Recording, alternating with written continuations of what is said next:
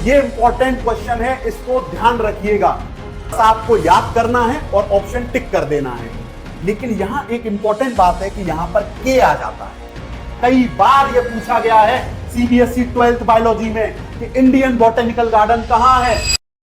ये सिर्फ एक क्वेश्चन सॉल्विंग वीडियो नहीं है, ये है वो इकोलॉजी के 10 इंपॉर्टेंट क्वेश्चन जो आपके एग्जाम में 12th बायोलॉजी के एग्जाम में आपको चमकते हुए दिखाई देंगे। अगर इस वीडियो में एक भी क्वेश्चन आपने मिस किया तो पछतावा खाने के लिए रेडी रहें, मतलब रिग्रेट होना आपको लाजमी है अपने एग्जाम में। तो चलिए शुरू करते हैं इस वीडियो को और देखते हैं पहला क्वेश्चन क्या है। तो देखिए पहले क्वेश्चन में पूछा है, रिलेशनशिप पूछा गया है फिग ट्री और फिग वास्प के बीच में, और ऑप्शन है आपके चारों स्क्रीन पे ये रहे। तो सोचो और बताओ और कमेंट करो कि क्या है इसका सही जवाब। चलिए मैं बताता हूं आपको इसका सही जवाब। इसका सही जवाब है म्यूचुअलिज्म। क्यों है म्यूचुअलिज्म वो मैं आपको बता दूं। देखिए कॉमन सेलिज्म में क्या होता है, एक को होता है फायदा और एक होता है न्यूट्रल। दूसरा है पैरासिटिज्म, मतलब एक को फायदा और एक को नुकसान। तीसरा है एमनसेलिज्म, मतलब एक को नुकसान और एक रहता है न्यूट्रल। बचा अपना म्यूचुअलिज्म, मतलब दोनों plus plus, win win situation, दोनों को फायदा होता है। दोस्तों ये जो फिग ट्री है ये डिपेंड रहता है अपने पॉलिनेशन और रिप्रोडक्शन प्रोसेस के लिए इस फिग वास्प पर, और ये जो फिग वास्प है ये भी अपने जो अंडे होते हैं ये फिग के फ्रूट में ही देने जाता है। तो ये इंपॉर्टेंट क्वेश्चन है, इसको ध्यान रखिएगा। चलिए आते हैं नेक्स्ट क्वेश्चन पर। क्या है देखिए, आपसे पूछा गया है साहब कि प्राइमरी प्रोडक्टिविटी क्या होती है इकोसिस्टम में, उसकी यूनिट पूछी गई है आपसे। तो आपके ऑप्शन आपकी स्क्रीन पर है, बताइए क्या जाएगा इसका सही जवाब और फिर मुझसे आप बात करिए। तो दोस्तों देखो मैं आपको बता दूं कि प्रोडक्टिविटी होती क्या है। प्रोडक्टिविटी का मतलब होता है कि एक फिक्स टाइम पीरियड में टोटल बायोमास या टोटल ऑर्गेनिक मैटर कितना प्रोड्यूस हुआ है एक इकोसिस्टम में, वो हम एक टाइम पीरियड से डिसाइड करते हैं। ये होती है एक इकोसिस्टम की प्रोडक्टिविटी। अब मेन बात आती है कि प्रोडक्टिविटी को हम दो टर्म में डिसाइड करते हैं, दो टर्म में लिखते हैं। एक हम मास की फॉर्म में लिखते हैं और दूसरा हम लिखते हैं एनर्जी की फॉर्म में।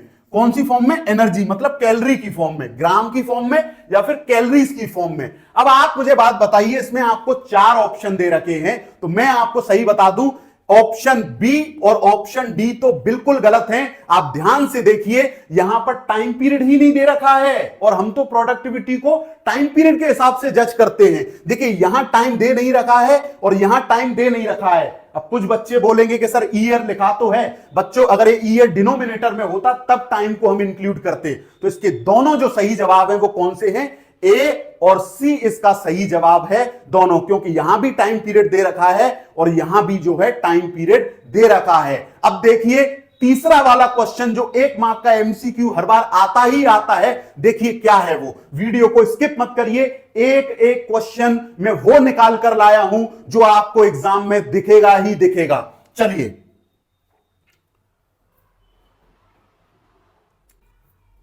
क्वेश्चन नंबर तीसरा देखिए, बिल्कुल इजी टू लर्न वाला क्वेश्चन है, बस आपको याद करना है और ऑप्शन टिक कर देना है।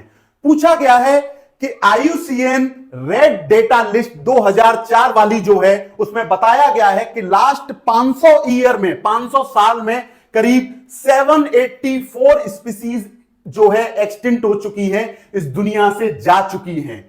और आपके सामने ऑप्शन है, इतने सारे 4 ऑप्शन है, लगाइए टिक। और अगर जिसको भी सही जवाब पता है वो वीडियो में कमेंट कर दे। मेरे सारे प्यारे पार्थियन भाइयों के बच्चे, पार्थियंस, बताइए इसका क्या सही जवाब है, फिर मैं आपको बताता हूं। देखिए साहब, इसका जो सही जवाब है वो है 359 इनवर्टिब्रेट्स। क्या है? 359 इनवर्टिब्रेट्स। और इसके साथ साथ मैं आपको और बता दूं, इजी टू लर्न वाला क्वेश्चन है, 359 इनवर्टिब्रेट इसका सही जवाब है। और मैं आपको बता दूं 338 वर्टिब्रेट भी थे जो एक्सटिंक्ट हो चुके हैं, और 87 स्पीसीज जो हैं वो प्लांट्स की भी हैं, इसमें जो एक्सटिंक्ट हो चुकी हैं according to IUCN red data list 2004 के अकॉर्डिंग।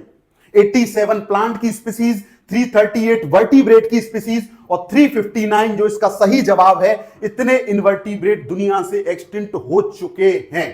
और ऐसे क्वेश्चन आपको तभी याद होंगे बच्चों जब आप एनसीईआरटी की एक एक लाइन को आप 359 टाइम्स रिवाइज करेंगे। हां जी, आप एनसीईआरटी को जब तक 359 टाइम्स याद नहीं करेंगे तब तक ऐसे सवाल होना जरूरी नहीं है कि आप सही कर पाएंगे। आ रही है बात समझ में? चलिए साहब, अब देखते हैं कि अपना फोर्थ क्वेश्चन क्या है। तो ये तो आपको मैंने 3 MCQ बताए जो 1 मार्क के थे। अब जो मैं क्वेश्चन बताने वाला हूं बहुत इंपॉर्टेंट क्वेश्चन है। पहला क्वेश्चन 2 मार्क वाला, देखते हैं क्या है। देखिए, आपसे सीधा सा पूछा गया है कि एक पॉपुलेशन ग्रोथ कर्व दे रखा है, जिसमें पहला क्वेश्चन आपसे पूछा है कि ये जो कर्व ए है और ये जो कर्व बी है ये क्या शो कर रहे हैं। तो देखिए साहब, मैं आपको बता दूं, जो कर्व ए है, आ जाइए, जो कर्व ए है वो शो कर रहा है एक्सपोनेंशियल ग्रोथ। क्या शो कर रहा है? एक्सपोनेंशियल ग्रोथ कर्व शो कर रहा है। क्या लिखा हुआ है? Occurs when resources are unlimited. देखिए साहब, जो ए वाला जो कर्व था उसमें आपको क्या दिया है? एक्सपोनेंशियल ग्रोथ कर्व दे रखा है। ये जो ए वाला है ये जे शेप का कर्व होता है, एक्सपोनेंशियल कर्व है जब रिसोर्सेस अनलिमिटेड होते हैं स्पीसीज के लिए। अनलिमिटेड मतलब न फूड की कमी, न शेल्टर की कमी, न सनलाइट की कमी, न स्पेस की कमी, और ना कोई कंपटीशन है दो स्पीसीज के बीच में। तो अब बताइए क्या होगा? ये जो पॉपुलेशन ग्रोथ कर्व है, ये जितनी पॉपुलेशन बढ़ती है और तेजी से बढ़ती हुई जाती है, ये पॉपुलेशन रुकती नहीं है। तभी तो मैंने बोला कि ये एक्सपोनेंशियल ग्रोथ कर्व है। और ये कौन सी इक्वेशन से हम लोग इसको लिखते हैं? देख लीजिए, dn by dt equals to Rn, और n यहां पर क्या है? Population density. क्या है? Population density, total population. और R यहां पर क्या है दोस्तों? R है यहां पर intrinsic rate of natural increase. क्या है? Intrinsic rate of natural increase. R मतलब रिप्रोडक्शन का रेट, मतलब intrinsic rate of natural increase, reproduction का ग्रोथ। तो जितना ज्यादा रिप्रोडक्शन का रेट होगा उतना ही तो ज्यादा पॉपुलेशन का ग्रोथ होगा दोस्तों। तो ये है इसका सही जवाब। और एग्जांपल है बैक्टीरिया इन आइडियल कंडीशन। अगर आप बैक्टीरिया को एक आइडियल कंडीशन में रख दें कि आपने उसको स्पेस की कोई कमी नहीं छोड़ी, आपने उसको एक बढ़िया फूड मटेरियल दे रखा है खाने को, कल्चर मीडियम, कोई कमी नहीं है, रिप्रोडक्शन रेट उसका हाई है, मतलब आर उसका हाई है, तो आप ही बताइए कि क्या वो एक्सपोनेंशियल ग्रोथ नहीं करेगा? बिल्कुल करेगा। तो उसकी ग्रोथ का कौन सा शेप का कर्व बनेगा? J shape curve. चलिए, अब बी वाला क्या अपना क्वेश्चन था? Curve B. जो बी वाला कर्व है दोस्तों वो है लॉजिस्टिक ग्रोथ। कौन सा है? Logistic growth. और एक्चुअल में मैं आपको एक बात बता दूं कि एनवायरमेंट में, मतलब इकोसिस्टम में, आपको ये कर्व बी ही देखने को मिलता है मेरे भाई। आ रही है बात समझ में? बी कर्व ही देखने को मिलता है। यही एक रियलिस्टिक टाइप का कर्व है। कौन सा है? यही एक रियलिस्टिक टाइप का कर्व है। वो जो सिचुएशन मैंने आपको बताई थी कर्व ए में, जो एक्सपोनेंशियल ग्रोथ है, वो अपने आसपास सराउंडिंग में देखने को नहीं मिलती है। क्योंकि आपको भी पता है कि दुनिया में कहीं भी रिसोर्सेस अनलिमिटेड नहीं है। हर जगह फूड की, हर जगह पे सनलाइट की, स्पेस की, शेल्टर की, हर जगह कमी है। तो रियलिस्टिक टाइप की जो ग्रोथ कर्व है वो लॉजिस्टिक ही है, कर्व बी। तो देखिए क्या लिखा हुआ है कि occurs when resources are limited. यहां पर रिसोर्सेस लिमिटेड होंगे और ग्रोथ जो होगी पॉपुलेशन की वो स्लो डाउन हो जाएगी nearing carrying capacity. Carrying capacity का मतलब मैं क्या बताने जा रहा हूं दोस्तों? देखो, ये जो ग्राफ है इसमें ए वाला तो हो गया एक्सपोनेंशियल, जो हमें समझ में आ गया। जो बी वाला कर्व है, ये आप देखिए यहां पर एक लाइन लिखी हुई है, लाइन डली हुई है, डॉट डॉट डॉट डॉट। मैं आपको क्लीन एंड क्लियर एक बात बता दूं मेरे भाई, ये जो है ये कैरिंग कैपेसिटी की लाइन है। काय की है? Carrying capacity. मतलब के क्या होता है? के एक लिमिट है रिसोर्सेस की। के जो वाली लाइन है, के वाली जो लाइन है, ये आपको ये दिखा रही है कि इकोसिस्टम आपको ये बोल रहा है मेरे भाई कि देखो भाई, मेरे पास इतने सारे रिसोर्सेस हैं, मेरी इतनी लिमिट है, मैं इतनी एक मैक्सिमम पॉपुलेशन को फीड कर सकता हूं, सपोर्ट कर सकता हूं। अगर आप इसके ऊपर जाएंगे तो आप मारे जाओगे। क्यों? रिसोर्सेस ही नहीं बचेंगे तो आप कैसे अपना लाइफ स्पेन पूरा करेंगे? तो आपको हमेशा इसके नीचे ही रहना पड़ता है, कैरिंग कैपेसिटी के। तो ये मैं आपको बताने वाला था। चलिए, और इसकी जो इक्वेशन है ना, जो लॉजिस्टिक ग्रोथ कर्व, जो एस शेप का कर्व है, वहां जो इक्वेशन यूज हम करते हैं दोस्तों, वो करते हैं dn/dt equals to Rn bracket में k माइनस n बटे k। यहां पर R क्या है, वही रिप्रोडक्शन का रेट, n क्या है, पॉपुलेशन डेंसिटी, लेकिन यहां एक इंपॉर्टेंट बात है कि यहां पर k आ जाता है, k minus n upon k। वहां पर k नहीं था, वहां सिर्फ dn/dt इक्वल्स टू Rn था। तो यहां k क्या है, यहां k है कैरिंग कैपेसिटी, कि आप लिमिट से ऊपर जो है रिसोर्सेज को एक्सप्लॉइट नहीं कर सकते, वरना फिर क्या होगा, आपकी जो पॉपुलेशन है वो धीरे धीरे ग्रेजुअली स्लो हो जाएगी।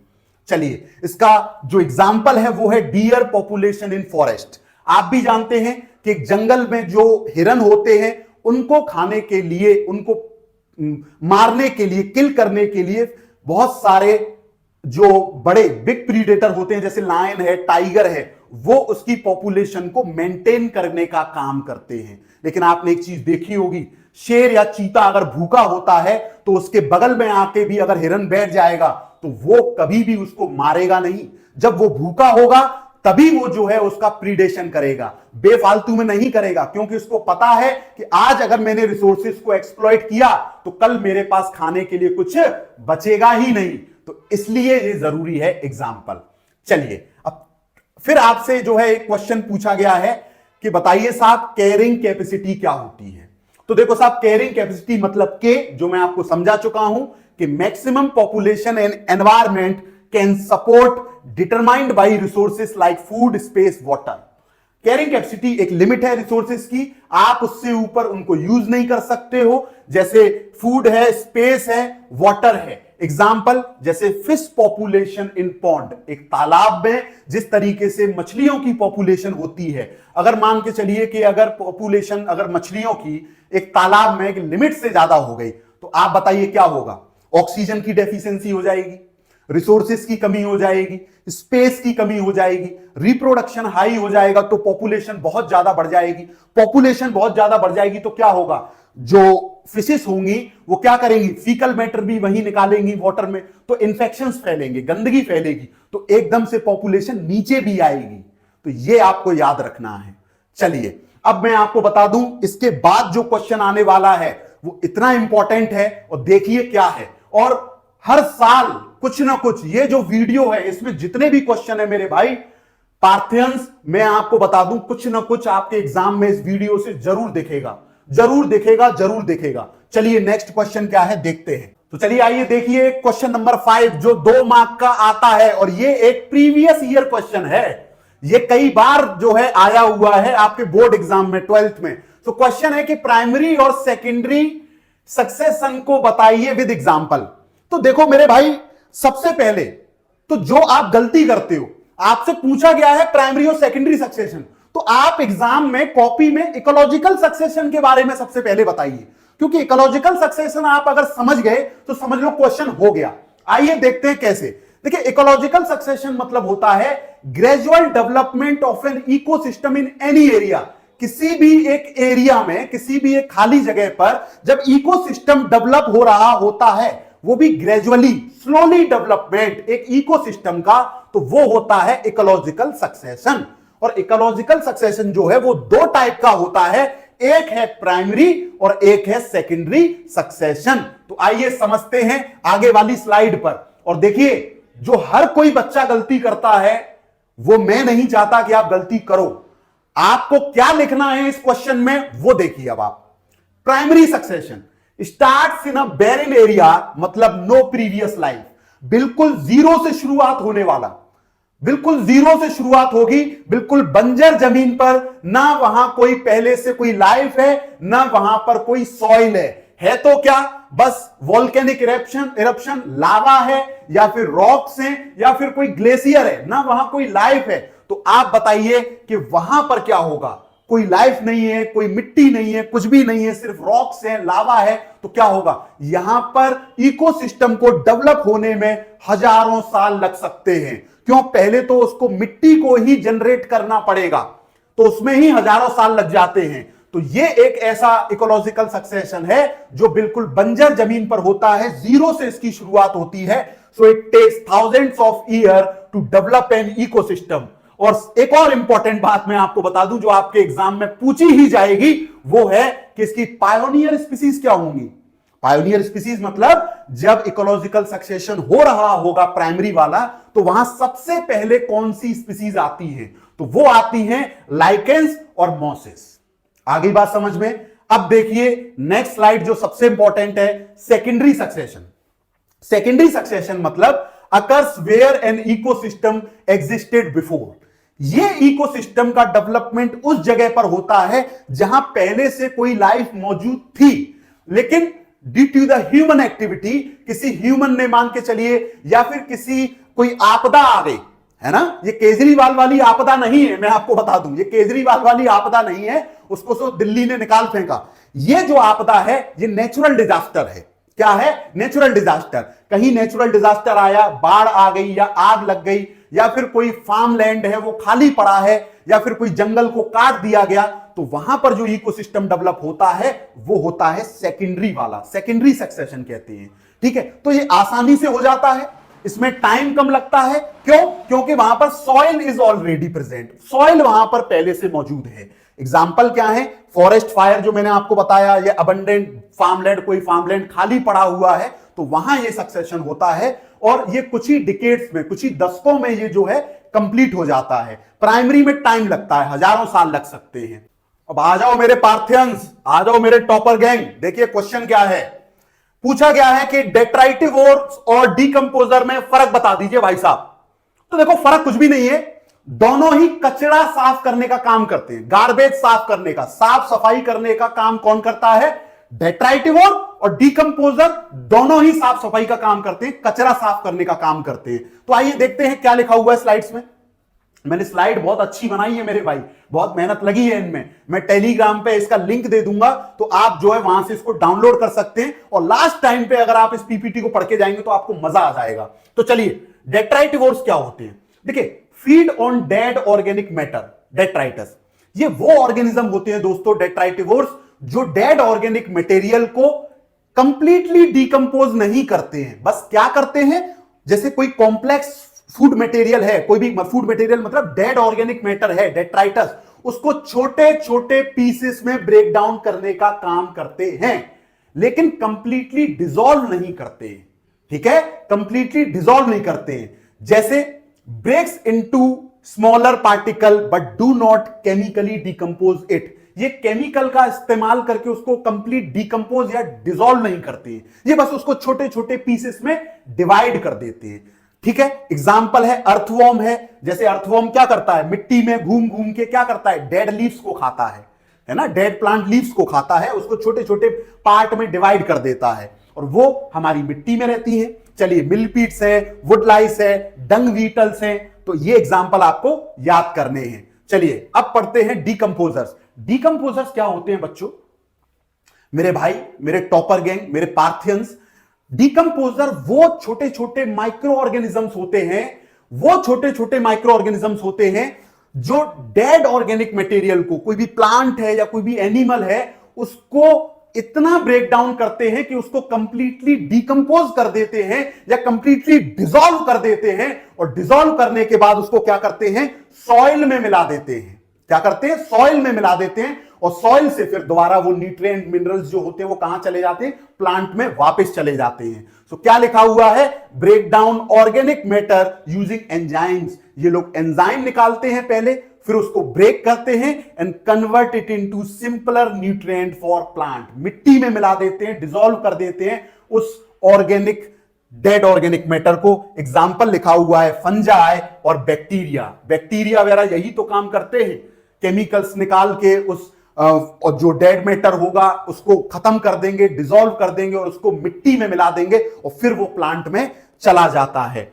चलिए अब देखिए, इतना सा करने के बाद अगली स्लाइड में मैंने एक टेबुलर फॉर्म में चीजें बनाई हुई है डेट्राइटिवोर्स और डीकंपोजर के लिए। So how they work. डेट्राइटिवोर क्या करता है, ईट डेड मटेरियल डायरेक्टली, डायरेक्टली उसको खाएगा, तोड़ेगा। ये लोग क्या करते हैं, डीकंपोजर एंजाइम्स रिलीज करते हैं, फिर उसको ब्रेक करते हैं और उसको डिसॉल्व करके सॉइल में मिलाते हैं और फिर सॉइल से वो प्लांट में जाता है। रोल देख लेते हैं, वही break organic matter into smaller pieces, छोटे छोटे टुकड़े करना। ये लोग क्या करते हैं, न्यूट्रिएंट की फॉर्म में तोड़ते हैं, बिल्कुल सिंपलर फॉर्म में तोड़ते हैं, डिसॉल्व करने का काम करते हैं। एग्जांपल बता चुका हूं, अर्थवॉर्म, बीटल्स, और इधर फंजाई और बैक्टीरिया। चलिए अब देखो मेरे भाई, क्वेश्चन नंबर 7 क्या पूछा गया है, बहुत सिंपल है। एक्स सिटू कंजर्वेशन क्या होता है? क्या होता है एक्स सिटू कंजर्वेशन? क्या होता है तो मैं आपको बात बता दूं दोस्तों। जैसे मान के लो, सोचो कि एक रेयर स्पीसीज के प्लांट है या फिर कोई एनिमल है, कोई एनिमल या प्लांट की रेयर स्पीसीज है, और अगर वो तेजी से एक्सटिंक्ट हो रही है, खत्म होने की कगार पर है, और अगर मान के चलो अगर आप उसको, अगर उसके नेचुरल हैबिटेट में प्रोटेक्ट नहीं कर पा रहे हैं, मुश्किल हो रहा है, तो आप क्या करेंगे, आप उसको एक सेफ, है ना, चलिए स्लाइड में क्या लिखा हुआ है, तो आप उसको क्या करेंगे, एक सेफ, एक प्रोटेक्टेड एनवायरमेंट में ले जाकर उसको प्रोटेक्ट करेंगे, उसके नेचुरल हैबिटेट से उसको बाहर निकालेंगे और एक सेफ और कंट्रोल और प्रोटेक्टिव एनवायरमेंट में उसकी केयर करेंगे। यही होता है एक्स सिटू कंजर्वेशन। देखिए क्या लिखा हुआ है, protecting species outside there natural habitat. जो उसका नेचुरल हैबिटेट है उसको वहां से निकालो और कहां डाल दो, आईसीयू में। कहां डाल दो, आईसीयू में डाल दो, जहां उसकी आसानी से केयर की जा सकती है। और used for endangered plant and animal species. ये प्रक्रिया उन्हीं के लिए की जाती है दोस्तों जो एक्सटिंक्शन की कगार पे खड़े हैं, जो हमें डर रहता है, थ्रेट रहता है कि कहीं ये स्पीसीज दुनिया से गायब ना हो जाएं। और कुछ एक्स सिटू कंजर्वेशन के एग्जांपल मैं आपको बता दूं, तो पहला है जूलॉजिकल गार्डन, जहां पर हम लोग क्या करते हैं, एनिमल्स को प्रोटेक्ट करते हैं, और एनिमल्स को प्रोटेक्ट करके उनकी ब्रीडिंग प्रोग्राम करवाते हैं और उनकी पॉपुलेशन की ग्रोथ करवाते हैं। ऐसे ही बोटेनिकल गार्डन्स होते हैं, वहां हम प्लांट्स के साथ ये करते हैं। चलिए, बोटेनिकल गार्डन्स वहां क्या करते हैं, रेयर और एंडेंजर्ड प्लांट स्पीसीज को ग्रो करते हैं और उनके बारे में स्टडी करते हैं और उनकी पॉपुलेशन की ग्रोथ करते हैं। एग्जांपल, इंडियन बोटेनिकल गार्डन जो कि कोलकाता में मौजूद है साहब, है ना, इंडियन बोटेनिकल गार्डन कोलकाता में मौजूद है। याद कर लेना, कई बार यह पूछा गया है सीबीएसई 12th बायोलॉजी में कि इंडियन बोटेनिकल गार्डन कहां है, कोलकाता में है। चलिए नेक्स्ट, सीड बैंक। तो सीड बैंक में हम क्या करते हैं, सीड्स को प्रिजर्व करके रखते हैं फॉर फ्यूचर जनरेशन। मान के चलिए कि कोई अगर स्पीसीज खत्म भी हो जाए तो उसका सीड हमारे पास है, उसको हम बाद में प्रिजर्व करके ग्रो कर सकते हैं। So preserve plant seeds for future generation. और एग्जांपल है सेवोड ग्लोबल सीड वॉल्ट, नॉर्वे में सबसे बड़ा सीड बैंक जो मौजूद है वो नॉर्वे कंट्री में मौजूद है। याद रखना, और पूछा गया तो आप गलत नहीं करेंगे क्योंकि मैंने आपको पढ़ाया है। चलिए एक और स्लाइड में सबसे इंपॉर्टेंट, आपसे एक्स सिटू पूछ लिया जाए तो वो मैंने आपको बता दिया कि आउटसाइड नेचुरल हैबिटेट, एक्स मतलब आउटसाइड नेचुरल हैबिटेट। एग्जांपल है जू है, बोटेनिकल गार्डन्स हैं। पूछा जाए इन सिटू कंजर्वेशन, इन सिटू मतलब नेचुरल हैबिटेट के अंदर, तो नेचुरल हैबिटेट के अंदर एग्जांपल्स हैं जैसे वाइल्ड लाइफ सेंचुरीज हैं, नेशनल पार्क्स हैं। तो ये है। चलिए अब जो इसके बाद जो क्वेश्चन आने वाला है दोस्तों, मैं आपको बता दूं मेरे पार्थियंस, ध्यान दीजिएगा। अगर वीडियो को अगर आप स्किप करके जा रहे हैं तो समझ लीजिए या तो आप अपना 1 नंबर या 2 नंबर या 3 नंबर या 5 नंबर खो के जा रहे हैं। और मैं आपको बता दूं जो लास्ट वाला जो क्वेश्चन है जो मैंने 5 नंबर में डाला है, वो आप समझ लीजिए कि बहुत जरूरी है कि आप उसको पढ़ें और वो आपको एग्जाम में जरूर दिखाई देगा। जो लास्ट वाला जो क्वेश्चन है, लॉन्ग क्वेश्चन 5 नंबर वाला। चलिए तो मेरे पार्थियंस, ये जो क्वेश्चन है कई बार बोर्ड में आपसे पूछा गया है, बार बार रिपीट होता है, रिपीटेटिव क्वेश्चन है और पॉपुलेशन इंटरेक्शन का क्वेश्चन है, तो जरूरी तो है ही पढ़ना यार, क्योंकि हर बार कहीं ना कहीं प्रीडेशन, कंपटीशन, एमेंसेलिज्म, कॉमन सेलिज्म कुछ ना कुछ आपसे पूछा ही जाता है, नहीं तो पैरासिटिज्म ही पूछ लेगा। तो इसलिए मैं आपसे कह रहा हूं कि जुड़िए इस वीडियो से, ये आपको कुछ ना कुछ सिखा के भेजेगा आपके एग्जाम पे। मुझे पता है कि आप क्या फील कर रहे हैं इस टाइम पे, मुझे पता है कि आपकी सोच क्या है। आपकी सोच है कि कहीं कुछ ऐसा मिल जाए कि एग्जाम पॉइंट ऑफ व्यू से वो बहुत इंपॉर्टेंट हो और हमारे एग्जाम में अच्छे मार्क्स आ जाएं। तो मेरे भाई इसीलिए तो मैं ये लेके आया हूं आपके लिए। आइए देखिए क्वेश्चन क्या है कि प्रीडेशन और कंपटीशन में आपसे डिफरेंस पूछ रहा है। तो देखो यार, मान के चलो कि सोचो अगर आप एक जंगल में हैं, है ना, आप एक जंगल में हैं और वहां एक चीता है और वहां एक डियर है, हिरन है। तो अब आप एक मान के चलो कि अगर उस जंगल में अगर चीता हिरन के पीछे भाग रहा है उसको मारने के लिए, किल करने के लिए, खाने के लिए, तो क्या होगा? वो है प्रीडेशन, है ना। एक चीता एक हिरन को मार के खा गया, ये है प्रीडेशन। और अगर मान के चलो दो चीता, है ना, दो चीता एक ही हिरन के पीछे भाग रहे हैं, यह है कंपटीशन। यह है कंपटीशन। दो चीता एक ही हिरन के पीछे भाग रहे हैं, वो है कंपटीशन। तो देखिए, आइए मैंने क्या लिखा हुआ है स्लाइड में। स्लाइड में लिखा हुआ है प्रीडेशन। वन स्पीसीज प्रीडेटर होती है, मतलब शिकारी जो शिकार करता है। अगला वाला है ईट्स द अदर, जो खाया जाएगा, जो मारा जाएगा, मतलब प्रे। जैसे एक चीता या एक लायन या एक हाइना किसको खा रहा है? हिरन को खा रहा है या रैबिट को खा रहा है। तो इस तरीके से ये कौन है? प्रीडेटर और प्रे का रिलेशनशिप। लायन किसको खा रहा है? डियर को खा रहा है। फ्रॉग किसको खा रहा है? इंसेक्ट को खा रहा है। तो ये होता है प्रीडेशन। आइए, और मैं आपको बता दूं, जो प्रीडेशन होता है वो एक जो है नेचुरल बैलेंस, नेचर में बैलेंस को मेंटेन करने के लिए बड़ा काम करता है। अगर प्रीडेशन नहीं होगा तो किसी की पॉपुलेशन बहुत कम हो जाएगी और किसी की पॉपुलेशन बहुत ज्यादा हो जाएगी। तो नेचर में बैलेंस मेंटेन करने का काम कौन करता है? प्रीडेशन। आइए बात करते हैं कंपटीशन की। कंपटीशन मतलब two species fight for the same resources, same resource के लिए, है ना। दो स्पीसीज मतलब दो ऑर्गेनिज्म हैं, दो स्पीसीज हैं, अगर वो एक ही सेम रिसोर्सेस के लिए फाइट करते हैं, जैसे सेम फूड के लिए या वाटर के लिए, या दो प्लांट जो हैं एक दूसरे से फाइट कर रहे हैं अच्छी सनलाइट लेने के लिए, है ना, या फिर वाटर के लिए फाइट कर रहे हैं, स्पेस के लिए फाइट कर रहे हैं, तो वो होता है कंपटीशन। क्या होता है? कंपटीशन। जैसे मैं आपको बात बताऊं, एक लायन और एक हाइना एक डियर का जो है वो फाइट कर रहे हैं डियर को मारने के लिए। आ रही है बात समझ में? तो यहां देखने को मिलता है सर्वाइवल ऑफ द फिटेस्ट। देखिए क्या लिखा हुआ है, two species fight for the same resource. Same resource के लिए जब दो स्पीसीज फाइट करती हैं, so affect survival, growth and but does not directly kill. वो डायरेक्टली किल नहीं करते हैं एक दूसरे को, है ना। लेकिन जिस तरीके से एक लायन है, एक हाइना है, दोनों एक डियर के लिए फाइट कर रहे हैं कि कौन उसको मारेगा, सो इन दोनों में कंपटीशन है। आगे बात समझ में? क्या लिखा हुआ है? Lions fighting for prey. दो लाइन है या एक लाइन एक हाइना है, एक प्रे के लिए कंपटीशन कर रहे हैं। या ट्रीज कॉम्पिटिंग फॉर सनलाइट, दो पेड़ हैं वो अच्छी सनलाइट लेने के लिए एक दूसरे से क्या कर रहे हैं? कंपटीशन कर रहे हैं। तो ये इंपॉर्टेंट है कंपटीशन। और कंपटीशन में ही देखने को मिलता है एक कॉन्सेप्ट जो इंपॉर्टेंट है, सर्वाइवल ऑफ द फिटेस्ट। क्या है? Survival of the fittest. एक लायन एक हाइना डियर को मार रहे हैं, तो यहां देखा जाएगा कि लायन मारेगा या हाइना जीतेगा, कौन जीतेगा। यहां सर्वाइवल ऑफ द फिटेस्ट देखने को मिलता है। देखिए मैंने एक टेबल भी बना रखी है, इंटरेक्शन टाइप, प्रीडेशन जिसमें क्या होता है एक स्पीसीज दूसरे को किल करती है, कंपटीशन में दो स्पीसीज कंपीट करती हैं सेम रिसोर्स के लिए।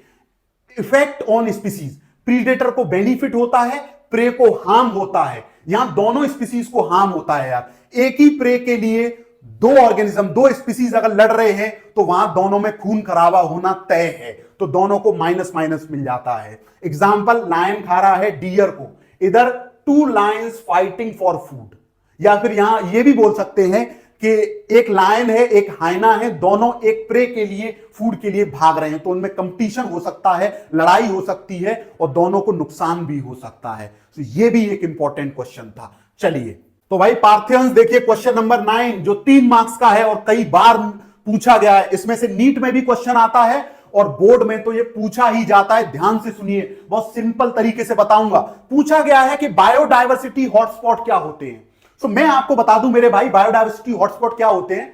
बायोडायवर्सिटी हॉटस्पॉट एक टाइप से नेचर के हार्टबीट होते हैं। क्या होते हैं? नेचर की हार्टबीट होते हैं। हार्टबीट क्यों होते हैं? क्योंकि ये एक स्पेशल रीजन है, यहां पर बायोडायवर्सिटी बहुत हाई रहती है और यहां पर बहुत सारी एंडेंजर्ड, एंडेमिक और एक्सटिंक्ट होने वाली स्पीसीज यहां मौजूद होती हैं। वो होता है बायोडायवर्सिटी हॉटस्पॉट।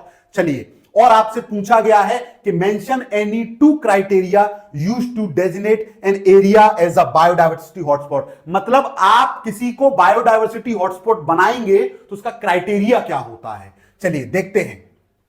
सो बायोडायवर्सिटी हॉटस्पॉट, वही स्पेशल रीजन, आ रही है बात समझ में, वही नेचर की हार्ट बीट, ठीक है। वहां पर बायोडायवर्सिटी बहुत हाई होती है, बहुत सारी एंडेंजर्ड एंडेमिक स्पीसीज होती हैं, तो वही बात यहां लिखी हुई है मैंने कि हाई बायोडायवर्सिटी है, रिच इन स्पीसीज है, एंडेमिज्म है, एक्सटिंक्ट होने वाली स्पीसीज वहां बहुत ज्यादा हैं, और वो सीरियस थ्रेट में भी रहती है। क्यों? हैबिटेट लॉस, डिफॉरेस्टेशन की वजह से, क्लाइमेट चेंज की वजह से। आ रही है बात समझ में? तो ऐसी जगह जहां पर क्लाइमेट चेंज की वजह से स्पीसीज एक्सटिंक्ट हो रही हैं, या किसी हैबिटेट लॉस की वजह से कि किसी ह्यूमन ने जंगल काट दिया, उस तरीके से बायोडायवर्सिटी हॉटस्पॉट को बनाया जाता है।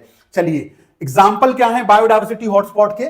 जैसे अमेज़न रेन फॉरेस्ट, सबसे इंपॉर्टेंट अमेज़न रेन फॉरेस्ट, और इंडिया में अगर पूछे तो कौन से हैं? वेस्टर्न घाट्स। चलिए अब आगे क्या लिखा हुआ है कि क्राइटेरिया फॉर बायोडायवर्सिटी हॉटस्पॉट, कि आप अगर किसी को बायोडायवर्सिटी हॉटस्पॉट बनाएंगे तो क्या उसका क्राइटेरिया है? तो क्राइटेरिया है कि एक तो साहब वहां पे करीब 1500 एंडेमिक स्पीसीज होना जरूरी है ना, दो चार से काम नहीं चलेगा, बहुत सारे नंबर में ऐसी स्पीसीज होनी चाहिए जो एंडेंजर्ड हैं, डर होना चाहिए उनको, थ्रेट कि कहीं वो खत्म ना हो जाएं, तो उनको बचाने के लिए ही तो बायोडायवर्सिटी हॉटस्पॉट खोलते हैं साहब।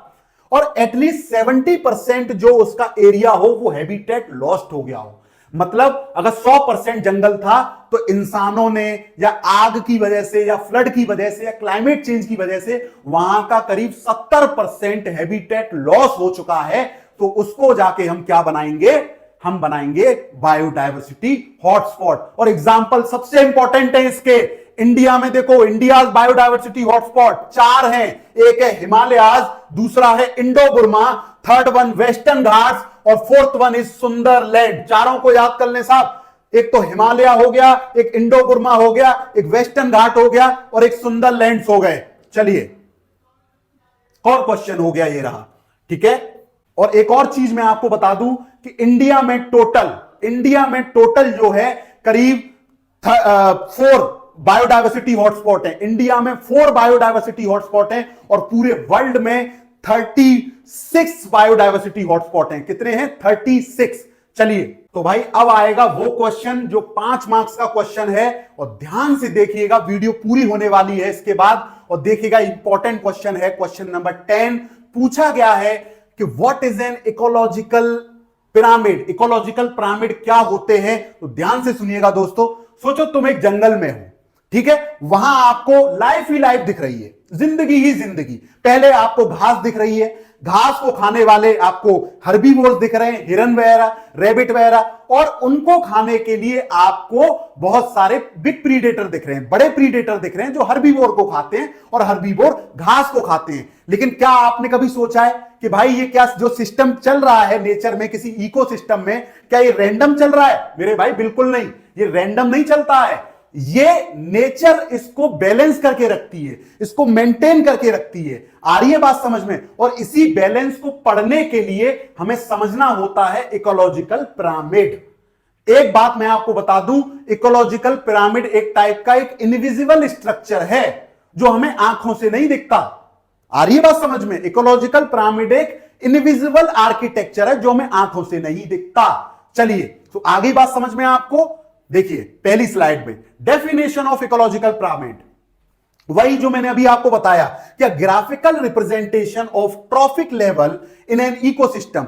जब आप इकोसिस्टम में एक ट्रॉफिक लेवल, फिर दूसरा ट्रॉफिक लेवल, फिर तीसरा ट्रॉफिक लेवल, इनको आप अरेंज करते हो ग्राफिकल रिप्रेजेंटेशन के जरिए। जैसे मैंने आपको भी बताया कि एक जंगल है, वहां सबसे पहले क्या है? घास है, फिर उसके बाद क्या है? दूसरे ट्रॉफिक लेवल पर हर्बीवोर हैं, फिर नेक्स्ट ट्रॉफिक लेवल पर बिग प्रीडेटर हैं। तो इसका जो ग्राफिकल रिप्रेजेंटेशन है वो हम कैसे करते हैं? इकोलॉजिकल पिरामिड से करते हैं। चलिए अब इनके टाइप पढ़ लेते हैं। सो टाइप, पहला टाइप है एनर्जी पिरामिड, दूसरा टाइप है बायोमास पिरामिड, तीसरा टाइप है नंबर पिरामिड। एनर्जी पिरामिड में हम सिर्फ एनर्जी का फ्लो बताते हैं कि अगर घास को कोई हर्बीवोर खाएगा तो वो कितनी एनर्जी ले जाएगा, हर्बीवोर को कोई कार्निवोर खाएगा तो वो कितनी एनर्जी ले जाएगा उस हर्बीवोर से। सो ये हमेशा अपराइट होता है। क्या होता है? अपराइट, ऊपर की तरफ होता है, यूनिडायरेक्शनल। एनर्जी हमेशा ऊपर की तरफ फ्लो करती है।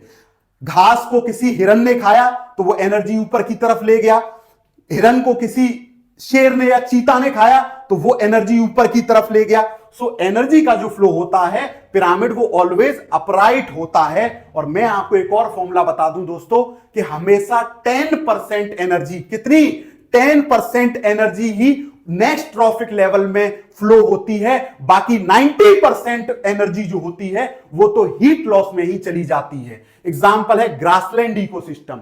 सो ग्रासलैंड इकोसिस्टम में क्या होगा, घास है उसको खाने के लिए, घास है उसको खाने के लिए हिरन है, उसको खाने के लिए चीता है। तो आप बताइए एनर्जी का फ्लो नीचे से ऊपर होगा कि नहीं होगा? So always upright. Second one, biomass pyramid. Biomass pyramid मतलब इसमें हम ऑर्गेनिजम्स का ड्राई वेट कंसीडर करते हैं, total dry weight. Dry weight मतलब किसी एक ऑर्गेनिज्म की बॉडी से पूरा पानी निचोड़ दो, बचा हुआ जो वेट है वो क्या है, ड्राई वेट होता है। आगे बात समझ में, देखिए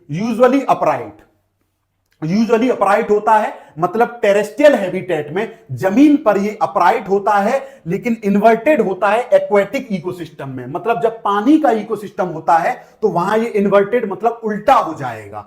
अपराइट देख लेते हैं, टेरेस्ट्रियल वाला मतलब फॉरेस्ट, वही जो मैंने आपको बताया कि एक प्लांट है उसको डियर ने खाया और उसको लायन ने खाया, तो देखो ये अपराइट होगा। अपराइट होगा क्यों? क्योंकि प्लांट का जो बायोमास है ड्राई वेट वो ज्यादा होता है, क्योंकि बहुत सारे प्लांट होते हैं उनका ड्राई वेट ज्यादा है। हिरन थोड़े कम होंगे और उनका ड्राई वेट कम होगा, और लायन तो कुछ चुनिंदा ही होते हैं तो उनका जो ड्राई वेट होता है वो प्लांट और डियर के मुताबिक कम होता है। सो ये हमेशा अपराइट। सेकंड, ओशियन में जब आप आते हैं एक्वेटिक इकोसिस्टम में तो यहां ये उल्टा हो जाता है, इन्वर्टेड हो जाता है। क्यों इन्वर्टेड हो जाता है मैं आपको बता दूं, क्योंकि देखो साहब फाइटोप्लैंक्टन फास्ट ग्रो तो करते हैं, फाइटोप्लैंक्टन ग्रो तो बहुत जल्दी करते हैं वो, लेकिन कंज्यूम कर लिया जाता है उनको जूप्लैंक्टन द्वारा। आ रही है बात समझ में? सो फाइटोप्लैंक्टन का जो बायोमास होता है वो कम हो जाता है, और जो जूप्लैंक्टन का जो बायोमास है वो ज्यादा हो जाता है। और इसके चक्कर में क्या है, मैं आपको बता दूं कि जब आप इसमें आएंगे ओशियन वाले में, जब आप आएंगे तो ओशियन में क्या है, जो फाइटोप्लैंक्टन है, फाइटोप्लैंक्टन, इनका जो बायोमास है वो कम हो जाएगा। क्योंकि बायोमास ये रीजनरेट तो बहुत जल्दी करते हैं, लेकिन इनको कंज्यूम कर लेते हैं छोटे छोटे जूप्लैंक्टन जो होते हैं, तो उनका बायोमास ज्यादा हो जाता है, तो ये जूप्लैंक्टन हो गए। आ रही है बात समझ में? चलिए अब नेक्स्ट पे आइए कि नंबर वाला पिरामिड, मतलब यहां हम पॉपुलेशन को देखेंगे कि कितने नंबर में कौन से ऑर्गेनिज्म मौजूद हैं, और ये हमेशा अपराइट, कैन बी अपराइट या और इन्वर्टेड। ये या तो अपराइट सीधे हो सकते हैं ऊपर की तरफ, या फिर ये उल्टे भी हो सकते हैं, इन्वर्टेड भी हो सकते हैं। कैसे, देखिए मान के चलिए अपराइट कब होंगे, नंबर वाला पिरामिड अपराइट कब होगा, वो होगा ग्रासलैंड में। ग्रासलैंड में होगा, कैसे होगा देखिए, मान के चलिए कि एक जगह पर ग्रासलैंड है, जंगल है, वहां पर 100 प्लांट हैं, 50 हर्बीवोर हैं और फिर 20 कार्निवोर हैं। तो आप बताइए कैसे बनेगा ये बनेगा कि नीचे वाला आप ट्रॉफिक लेवल बना दीजिए प्लांट वाला, फिर देखिए नंबर कम होता गया तो हर्बीवोर कम है, फिर नंबर और कम होता गया 20 हो गया तो कार्निवोर 20 हो गए, है कि नहीं अपराइट। अब आप आएंगे कि ट्री इकोसिस्टम में इन्वर्टेड कैसे होता है। तो देखिए किसी एक ट्री को आप लेके दीजिए, है ना, किसी आप एक ट्री को लेके देखिए, तो मैं अगर ट्री को ले रहा हूं तो देखिए ट्री, एक बड़ा ट्री जैसे बनियान ट्री हो गया या पीपल का ट्री हो गया, नीम का ट्री हो गया, तो वो एक होता है, नंबर में कितना होता है, ट्री एक होता है, लेकिन उसके ऊपर जो बर्ड्स बैठती हैं वो क्या होता है, उनका नंबर बहुत ज्यादा हो जाता है। ठीक है, एक प्लांट है, कोई भी एक पीपल का पेड़ है तो उसका तो नंबर एक है ना, लेकिन उस पर बहुत सारी बर्ड्स होती हैं, बहुत सारी इंसेक्ट होते हैं, नंबर में हजारों लाखों हो सकते हैं। तो अब आप बताइए इनका नंबर ज्यादा होगा कि नहीं होगा, जो प्राइमरी कंज्यूमर होंगे, है ना। हमारा जो ट्री था ये क्या था, ये तो ट्री है, मतलब ये प्रोड्यूसर है, क्या है, प्रोड्यूसर है, इसका नंबर एक है, तो ये ये जो पिरामिड ऑफ नंबर है ये उल्टा हो गया, इन्वर्टेड हो गया। आ रही है बात समझ में? चलिए अब देखिए मैंने क्या लिखा हुआ है कि limitation of ecological pyramid. Ecological pyramid की लिमिटेशन क्या है, कमियां क्या है, डीमेरिट क्या है। Does not include decomposer. अभी मैंने आपको बताया कि डीकंपोजर जो है वो हमारे नेचर का रिसाइकल सिस्टम है, वही तो कचरा साफ करते हैं। और ये जो है इकोलॉजिकल पिरामिड, ये डिकम्पोजर को इग्नोर कर देते, ये उनको इंक्लूड ही नहीं करते। सो ये इनका एक लिमिटेशन है। दूसरा, does not show food web in interaction. देखिए ये फूड चेन को तो बताते हैं, है ना, फूड चेन को तो बताते हैं कि ये प्लांट है, ये फूड चेन को तो बताते हैं। कैसे बताते हैं कि मान के चलिए ये मेरे पास प्लांट है किसी ग्रासलैंड में, इसको डियर ने खाया और इसको टाइगर ने खाया, तो ये इसको तो बता देंगे, इसका तो ये इकोलॉजिकल पिरामिड बना देंगे कि साहब नीचे ये प्लांट हो गए, ठीक है, उसके ऊपर फिर ये डियर हो गया और उसके ऊपर फिर जो है टाइगर हो गया, ये बता दिया। आ रही बात समझ में? लेकिन फूड वेब, फूड वेब क्या होता है आप बताइए कि क्या प्लांट को किसी भी, क्या कोई रैबिट नहीं खा सकता? आप बताइए, कोई रैबिट भी तो खा सकता है ना? और क्या रैबिट को टाइगर नहीं खा सकता? बिल्कुल खा सकता है। आ रही है बात समझ में? क्या प्लांट को कोई इंसेक्ट नहीं खा सकता? बिल्कुल खा सकता है साहब। क्या इंसेक्ट को कोई फ्रॉग नहीं खा सकता? बिल्कुल खा सकता है। क्या किसी फ्रॉग को स्नेक नहीं खा सकता? बिल्कुल खा सकता है। तो ये फूड चेन को तो बताता है लेकिन फूड वेब को नहीं बताता है। तो अब मैंने आपके ये इकोलॉजी के 10 इंपॉर्टेंट क्वेश्चन एक्सप्लेन कर दिए हैं, और वीडियो अगर आपने पूरा देखा है मेरे पार्थियंस तो 100% बता रहा हूं कि आप कुछ ना कुछ यहां से सीख के जा रहे हैं, और एग्जाम में आपको कुछ ना कुछ देखने को मिलेगा इस वीडियो से, और आप अच्छे मार्क्स स्कोर करेंगे। तो जिस जिस बच्चे को या जिस जिस स्टूडेंट को ये वीडियो समझ आया है, एक एक क्वेश्चन समझ में आया है, अगर लग रहा है कि वीडियो फायदेमंद है, कुछ ना कुछ काम करेगी एग्जाम में, तो कमेंट करके बोल दो अगला वीडियो किस कॉन्सेप्ट पे चाहिए, और अगले वीडियो के लिए तैयार रहें। हम ऐसे ही क्वेश्चंस के वीडियो लाते रहेंगे और आपको टॉपर बनाते रहेंगे। और हमारे चैनल पार्थियन बायो को आप सब्सक्राइब कर लें। इंस्टाग्राम पर भी हमारा पेज है पार्थियन बायो का, उसको आप फॉलो कर लें अगर आपको टॉपर बनना है तो। कैसी लगी ये वीडियो? Thank you.